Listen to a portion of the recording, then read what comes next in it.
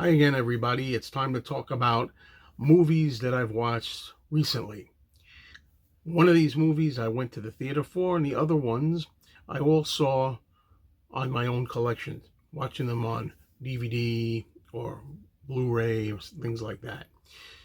To start with, I went to the theater to see the movie that just came out, The Ritual. And I've already done a video on this by itself. So if you want to see a lot more detail on this movie for any reason, check out that individual video. This one stars Al Pacino, who is really pretty good in this movie. I think that he's the saving grace of it. This movie has been receiving really abysmal reviews. Everybody's hating on this movie.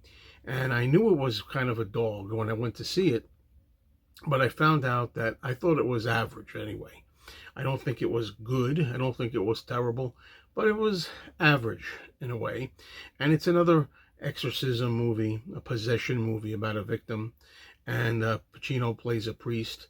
And the actor whose name escapes me at the moment, I'm sorry to say, I don't have that name here, but I have it in my regular review, plays the younger priest. I feel terrible that I don't remember the guy's name now on the fly.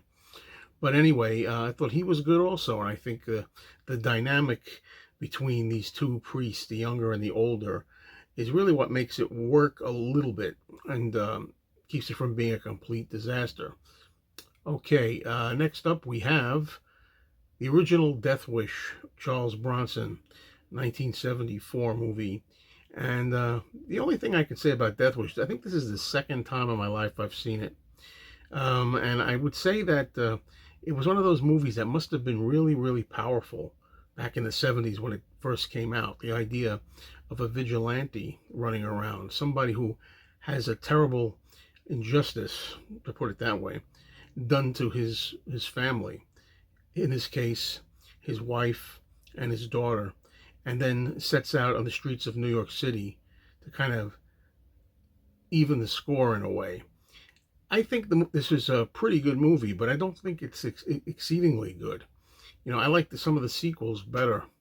And I'm going to be doing a Death Wish movie, talking about that on its own. I'll have a lot more detail. Okay, it's only fair that I follow up with the sequel, Death Wish 2, again with Charles Bronson.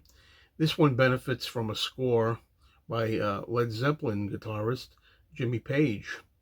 And I would say that I like Death Wish 2 better than I do the original Death Wish. I think it takes it a notch above.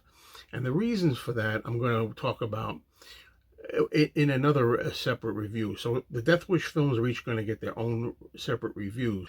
But I actually think it amps it up better in this one. And I'm going to go into more detail, as I say, in the individual review.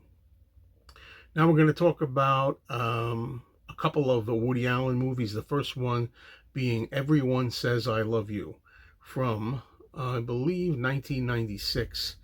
And this is a film that has a lot of stars in there. Woody Allen is in the film itself. He stars in it, but you also have Goldie Hawn is in it.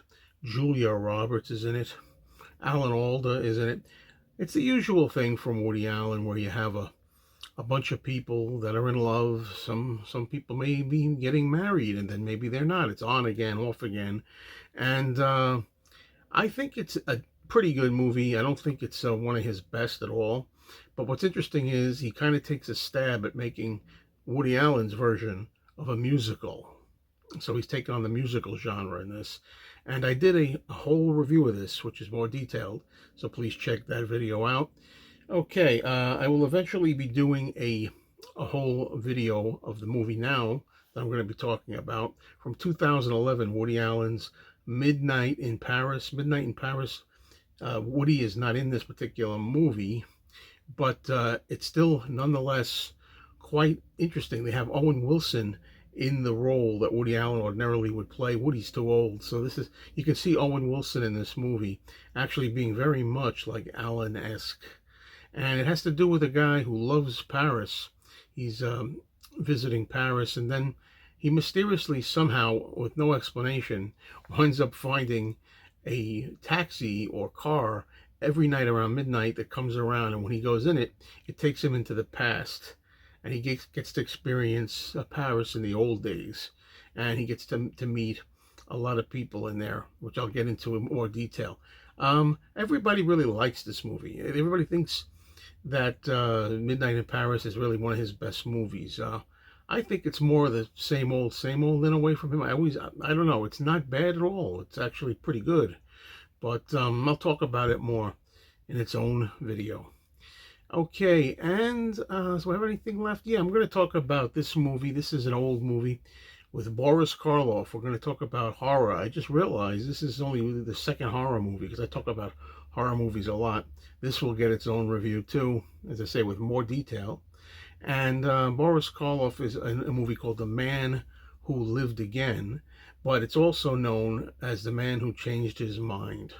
So there's two different titles for this movie. The Man Who Changed His Mind is the title I have on video. It's from, I believe, 1936. It's an oldie but a goodie, especially for Boris Karloff fans. He plays yet another wacky scientist, and this is the wackiest that Karloff has ever gotten in his entire career. And you have to see this. He found a technique of transferring the mind of one person to another. He starts out working with chimpanzees, altering their mind waves, and then he just starts doing it with people. And it's short and sweet. Also has Anna Lee in the support, and it's a really good, solid Karloff movie.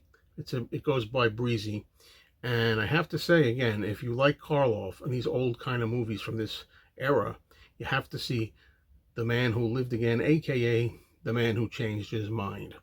All right, everybody, that's it. Be on the lookout for that one because I'm going to be doing a separate review of that.